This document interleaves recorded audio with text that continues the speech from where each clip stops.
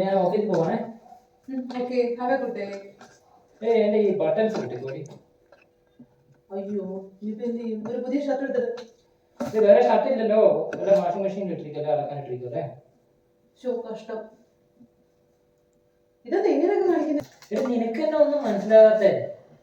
ഞാൻ തന്നെ ഈ ബട്ടൺസ് പൊട്ടിച്ചത്.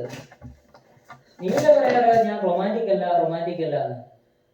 ഞാൻ ഇന്നലെ ഒരു സിനിമ ഉണ്ടായിരുന്നു, അതിൻ്റെ അകത്ത് നായകൻ എന്നാന്ന് വെച്ചാൽ ആ ബട്ടൺസ് ഇതേപോലെ പൊട്ടിച്ചോണ്ട് വരുവേ.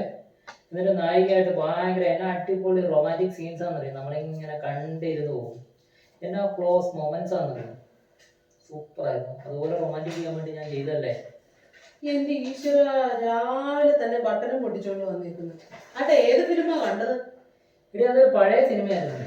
അച്ഛന്റെ അമ്മയുടെ കാലത്തുള്ള ഓരോ പഴയ സിനിമയും കണ്ടിട്ട് ഓരോ ഫ്ലോപ്പ് ഐഡിയാസും ആയിട്ട് വരും. റൊമാൻസ് ആണെന്ന് പറഞ്ഞിട്ട് ഇത് പൊട്ടിക്കുന്നതിന് മുമ്പ് എന്നോടൊന്നും ചോദിക്കത്തില്ലായിരുന്നു നിനക്ക് ബട്ടൺസ് ഫിറ്റ് ചെയ്യാനറിയാമോ?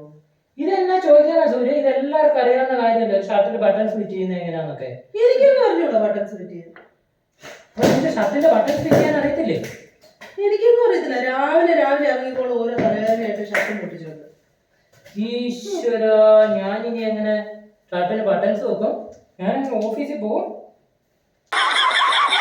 എനിക്കിത് എന്നാത്തിന്റെ കേടായിരുന്നു എൻ്റെ പൊന്നു ഭഗവാനെ. ഓ, റൊമാൻസ് ആണെന്നും പറഞ്ഞ് രാവിലെ ഇറങ്ങിയത്. റൊമാൻസും ഇല്ല, ഒരു കോപ്പും ഇല്ല. പോയോ?